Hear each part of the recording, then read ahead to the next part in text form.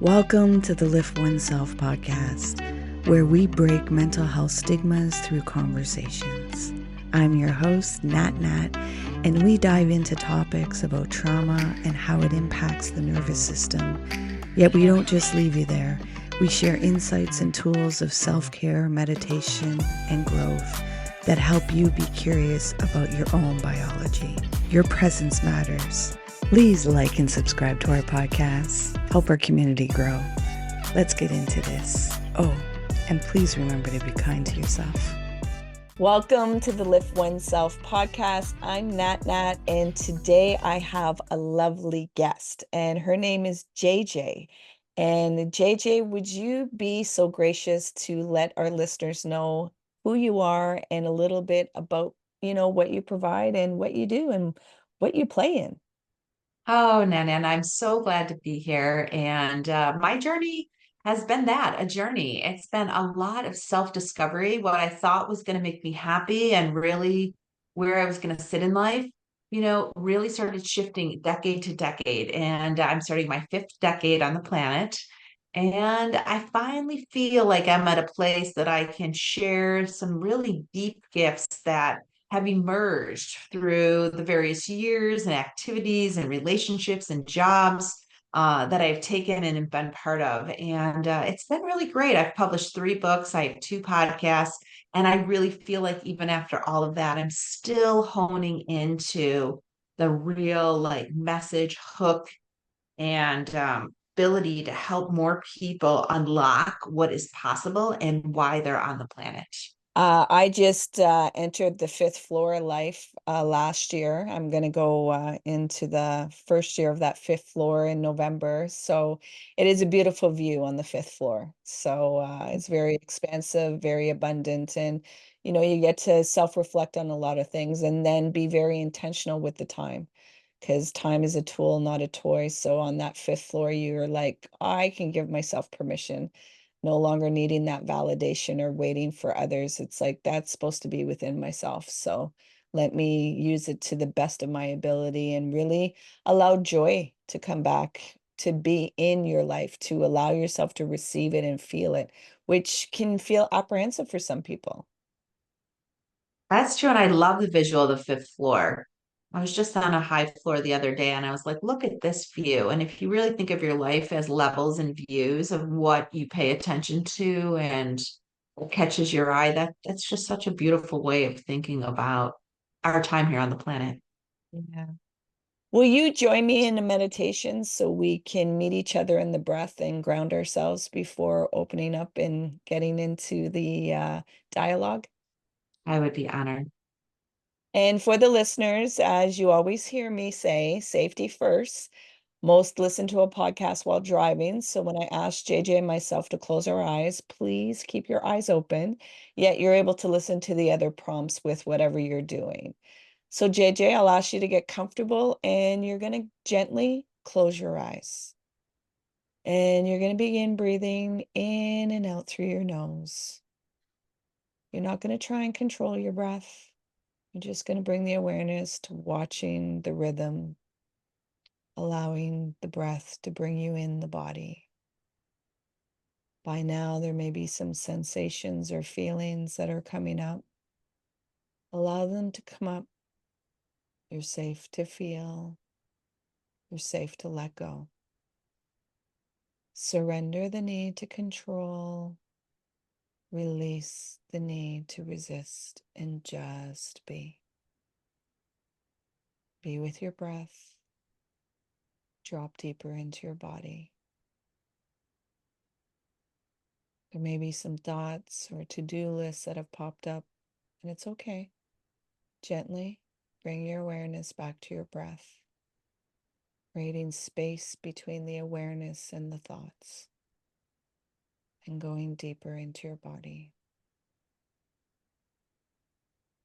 Keeping that awareness and watching the breath go into your nostrils and inflate your lungs, and the exhale. Again, more thoughts or memories may have popped up. Gently bring your awareness back to your breath. creating more space between the awareness and thoughts, and going deeper into your body, into the breath.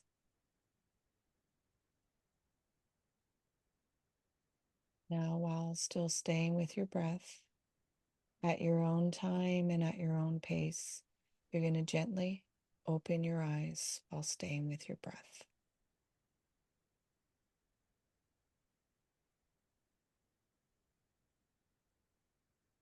How's your heart doing? It's pattering. It's busy. It is busy. So, in your description, you mentioned that you're a light worker.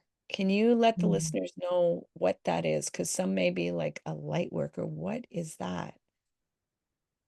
We're all a light worker, but sometimes the way we move through life and how we've emerged in different situations, we cover that light up.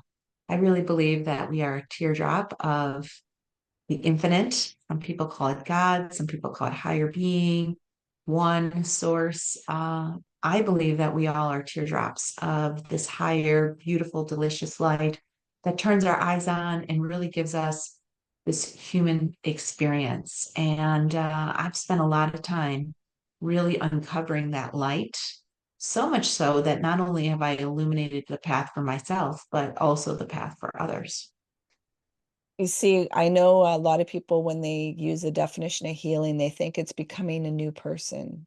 Yet, how I Mm. explain it to them, it's actually removing the layers of pain to come to the greatness that you already are. A lot of people believe that they have to transform themselves into something other than what they are, not knowing that the journey is about accepting the fullness of who you are, not listening to the narrations from the outside saying that you're not good enough or this needs to be fixed or that. It's actually, looking at yourself with sensitive eyes and having accountability also, because in this, it doesn't mean it's just being passive and allowing yourself to give excuses for certain behaviors or how you treat yourself or others. It's really being in that space of accepting and valuing your worth. And I think some of the work that I've done within my own life is I knew I wasn't in my worth, yet I didn't realize how far out I was from my worth. I don't know if that's something that resonates with you or if that you've always been connected to your worth. That's a great question. I've had slivers of worth, slivers of worth. I think my worth and many people's worth is determined by their parents early on, what they value, how you exchange love and recognition. And so there were some pieces of myself that were overdeveloped and some pieces that were non-existent. And it's taken a lot of work, shadow work, and past life work and just a lot of work to really kind of bring all of that together so that I can work in harmony with what I'm doing as a human right now on the planet. What are some of the tools that you've had to use when you're doing shadow work for yourself? Well, I definitely work with a lot of different practitioners. I talk about in my third book all the different practitioners I use to really start to peel those layers off that you previously mentioned. So I don't do it alone for sure. I am an active listener on YouTube. I do a lot of meditations, all different aspects. I work with different practitioners. I participate in healing circles. And so I really make it part of my weekly regimen of really just nurturing myself in ways that I very much overlooked the first, 3 to 4 years of 3 to 4 decades of my life. Mhm. For some listeners, they're not familiar with the language of light work or shadow work. Can you explain in your own words what shadow work means for you? Yeah, I'd be happy to. I'd be happy to. So I think of shadow work as things that you kind of push into closets that you don't want to revisit. Yeah. And so our soul journey, whether you believe that this is our first time here, our first lifetime, or you believe that you've been reincarnated many times, some believe that you have stuff shoved in closets from your last life. Mhm. And so really finding the space and time to kind of clean out those closets so that you do have room for light. And, these are a lot of experiences, stories, that we go through as humans as part of our learning regimen. And going back and revisiting and identifying the lessons and letting go of the pain or the stories that we've attached to it has been a really helpful process for me and many people to just be able to let it go. Because we all know, it's great to forgive, and forgiveness is more about the work you're doing within than the people that you're forgiving. And I feel like shadow work is a great way to clean out those closets. Yeah. As I say to people, nervous systems recreate other nervous systems. So, that past lives that you're not really comprehending, it's all that information from all those ancestors that come in. A lot of people sometimes when they were young, they're like, I have these dense emotions or these experiences that I've not really experienced it in this lifetime, but it feels so heavy. And that's that generational curse or generational wealth or what it's the charges in the nervous system that gives us information that gets put into other nervous systems that we haven't really given a language about that. Because if you really take a moment to think about, okay, yeah, like there's two liquids that get supercharged in energy that create a body, and it's nervous systems that charge that, electric currency or frequency or energy, whatever you want to call it, for the creation of life. And so that gets transmuted into another one. So all these recordings that are in there, a lot of times people think that shadow work is all about evilness. And it's like, no, you're probably also not recognizing the greatness that's in you. You've shoved it down. Like there's glimmers in the shadow, and you're not realizing that the shadow, you've just forgotten that you're the light of awareness. You're not the shadow. It's that there's parts of you that you have not been able to connect in. And the whole journey is to come back into self, to no longer separate from self, which is warrior work when you've had emotional pain, when you have grief, when you've had experiences that have caused violence or separation or rejection. Yet it's really creating those tools to, surf those inner tsunami waves that we go through. Yet I think the language sometimes intimidates a lot of people, and that's why they don't even want to engage in it because they don't know how to relate to themselves. Yeah, and I can't say that I really kind of went down the path being like, I'm going to tackle my shadow work, or I'm going to like tackle those closets that I pushed down and closed up and double bolted. I think what I realized in my life is that I wanted to vibrate at a higher frequency. I wanted to do a little bit more manifestation, a little less like muscle work and grunt work on having to touch everything that crossed my desk. And I realized in my desire to really make my life easier, really trying to create the synchronicities and the manifestations that I am working in conjunction with a bigger why and a bigger light. I realized the only way to really raise my frequency is to take the lower frequencies out. How have you been more gentle and kind with yourself? Well, I would say that the thing that has really come forward for me is a life of observation. And so I would really say that a lot of the moments in a day is I'm more of an observer than a decider or than a fixer or a assessor. So I've spent a lot of my life really living in my masculine energy and getting a lot done. And I pride myself on getting a lot done based on my sort of origin stories of this lifetime. And I have really had to sort of decouple that with a lot of energy work and like inside work. Mhm. And it's given me permission to be more of an observer. So it's like I'm watching things happen around me with really good intentions, not to label it or put a story around it or answer it or solve it. Yeah, that And so judgment that's been, on. yeah, or having judgment on it. And so that's created a lot of inner peace for me because I'm much more excited now about like the intersection points of things happening. Like, oh my goodness, that person called, or that happened, or this happened. And instead of making a list of 12 things to do in a day, which I am notorious for my old self, I would say that I make a list of three things. And then anything else that gets done is a total benefit. So that's also given me the freedom not to judge myself as I go to sleep, like, oh my gosh, I didn't get those three things done. When in reality, I got nine things done, right? But I focus on the three I didn't get done. So I really kind of am gearing down on the expectation so that I create more space for observation. So I know many listeners are probably like, oh, good for you that you can get your list down to three and not have all these lists.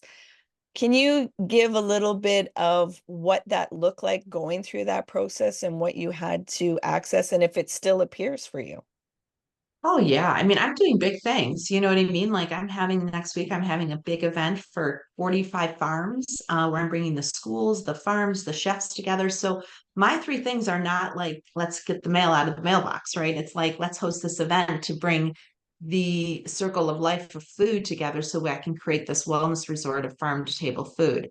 So it's not like I'm dumbing down or diluting what I'm working on, but I'm also not, I break those down into steps of what I'm going to do each day rather than, just adding a gazillion things to my list that I absolutely have to get done. And so I'm still calling the airlines to cancel a ticket. I'm still picking up the kids for this.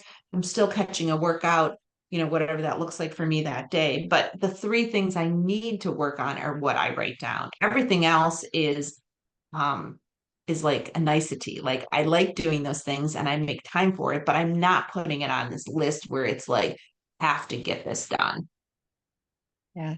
Thanks for explaining that because, everybody's perception is different and that we all go by our own narration and try to compare it. So it's good when we can get context of what that means for a person because everybody's definition of things is always different until we ask, like, oh, well, what does that mean for you? Or what does that look like for you?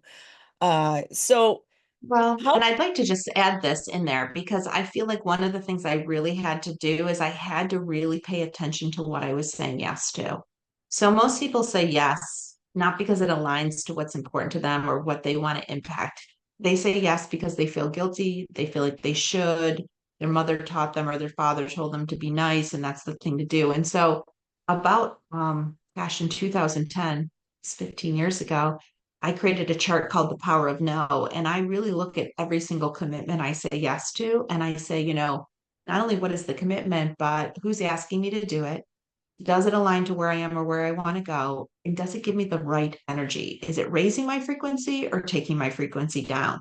And, do I want to keep it on my list or do I want to take it down? And so when people ask me to do things, I don't quickly say yes like I used to, especially if it's more than 3 hours, right? If it's more than 3 hours, I say, well, give me 24 hours to think about it because I just don't quickly say yes to things anymore. And I realize that things start to evaporate. I don't have to do as much stuff. And there was an uncomfortable period of time where people who depended on me most of the time to do things gave me a lot of backlash. I'm like, what do you mean? Why? What?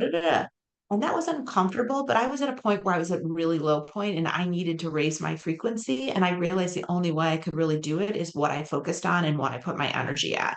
And so that was a process for me. But now I am very particular on what I do and what I don't do. Yeah, that's in the language that I use for that kind of people pleasing and giving yeses to everybody else is the fawn state of the nervous system. So feeling that you have to conform and please the people for your safety. And what people don't realize when you're giving people yeses, you're giving yourself a no. And to reverse that, to give yourself a yes, people feel really uncomfortable because they feel like they're selfish or they're not helping other people. And that's what their identity has been anchored in, that I always have to be in servitude of other people, not realizing that I'm a person also that has needs and I'm allowed to have choice. But doing that work internally, it's not like it sounds very easy and people are like, just do it. Yet viscerally inside, you're having to rewire your nervous system to start being able to receive and not be a giver. To be a giver puts you in a very elevated state. To receive, that's where you have to really access your vulnerability. Yes, and I'm going to give you a link so that people have a free course to just a chart, a chapter.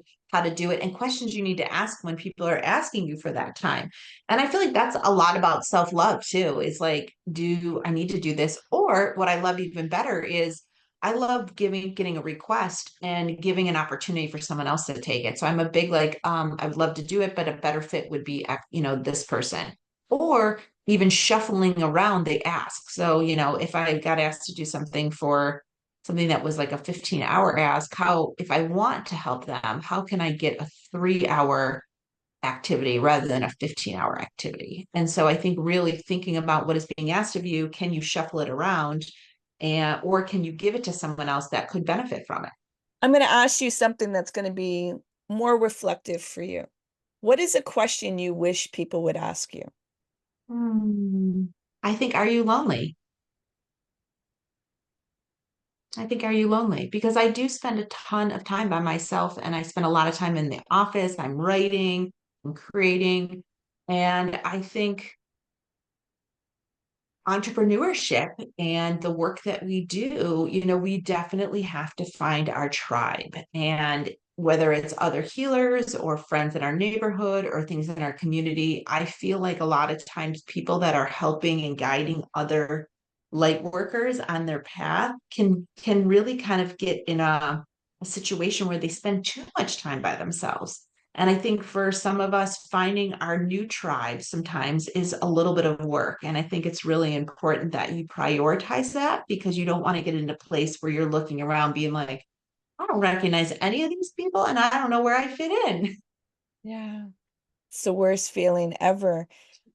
What about the part that, you know, unfortunately, with entrepreneur, there becomes strength and courage, and you have to get things done.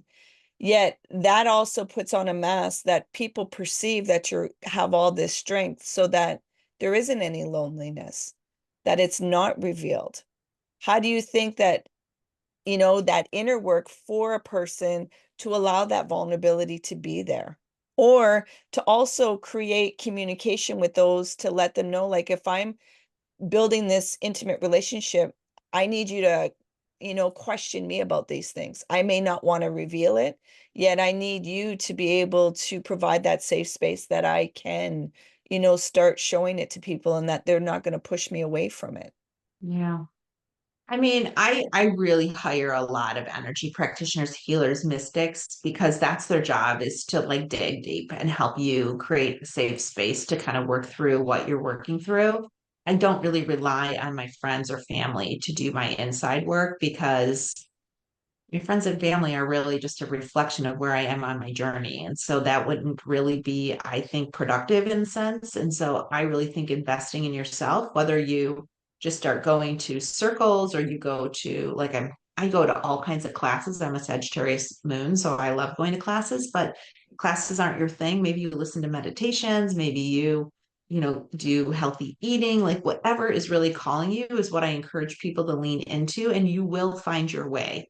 But you have to really lean into that first nugget or that first whisper or that first like inclination, like, oh, I would like to go to that. Well, then go to it. Like I think we get whispers and kind of nudges to go in certain directions, but then we're like, well, I can't afford it, or I don't know anyone who's going to be there, or I can't go by myself. Like the universe is constantly nudging us along to lean into what is calling us, but our ego mind oftentimes convinces us that we're not ready. Yeah, it's really going beyond what your comfort zone is, and really start going into this unknown uncertainty, because that's the only place that change is. Yet if you always can, predict what's going to happen, then that means you're not allowing yourself to go beyond. It's almost like the allegory cave. You're just staying in that cave because you know it, yet you're not aware that there's something much more vast and open. Yeah, it's going to activate fear. A lot of people are talking about they want change, and it's like, well, then that means you're going to have to feel fear. And they're like, no. I'm like, yeah, because change means unknown uncertainty. You're going to learn things about yourself that you didn't know before. So, of course, it's going to activate fear. And it's having a different relationship with fear, not evilizing fear. This is part of your humanness, it's part of your nervous system. Yet if you do not engage with it, you're always shutting it down. So then you don't know how to work with it. But I think Yeah, that's, fear is really a tool, yeah. definitely. And I think that's, that's the work that I do with people, is letting them see that their body is always protecting them. Even though it might be an inconvenience and might not be a proper method of protection, it's always asking, okay, you're protecting me from what? And a lot of times it's ourselves and our belief systems and our constructs that we made, and also our authentic emotions. Most of Mm. us run off of our secondary emotions that we had to access to protect ourselves when we were younger. The authentic emotions, we don't even know how to feel or engage or process. So when they're trying to come, Mhm. nervous systems like, oh, let's push it back down because you're telling me you don't have the ability to feel these things. And I think it's important, like you said, like, if you can hire people, not everybody's in that position that they can hire others to hold that space for them. Yet there's other ways, like you said, there's communities or there's circles that people are willing to witness and listen and not push you away. Because I think the biggest bomb of healing that you can have is when somebody can witness you in your messiness and they don't turn away and they don't disconnect from you. That allows you to actually see, like, oh, I can love myself in this messiness. Yet, like you said, when you have your friends or family, it's very difficult to witness pain in others when it's subjective. And when we see that they don't have the ability, we shut ourselves Yeah. off. Go Yeah, ahead. and I think paying attention to what you invest in, I do think at first, I host a lot of retreats and people are always like, well, that's too expensive, and there's many people I've worked with based on where they were in their process and what they could afford. So don't be ashamed to ask people like, I'd like to attend or I'd like to be part of your circle, but I can only afford this. Could I still come? Maybe you could write them a reference. Maybe you could put a post up for them. There's a lot of ways to exchange energy. That's not always the dollar. And so I would say, like, if you're in a situation, like, don't discount your ability to add value to someone else's journey, even if you can't pay them the price that's listed. Yeah, exactly. That asking for help and again, being vulnerable, opening up of what your reality is and asking. I think Yeah. asking is a thing that we forget to access sometimes. Yeah, it's really amazing. And I feel like a lot of people have never been taught to invest in themselves, really invest in themselves. And so a lot of us have to learn step by step on how to do that. And, I started out with $10 classes, and then I've moved up to $1,000 experiences. So I feel like because I'm at that point now where I have done all these little things. And like, if I want to get that next level, I follow the practitioners or the teachers, or I even go to places that have multiple experiences that I can have in 1 3-day period. So, we all start at 0 or $10, lets me just see how this goes. And, the universe brings you your next teacher. It always does. It does. It does. And Mhm. wants to raise the vibration and the dimensions that you are to go in that spiral. The view is like the view is always the same, but it's a different angle.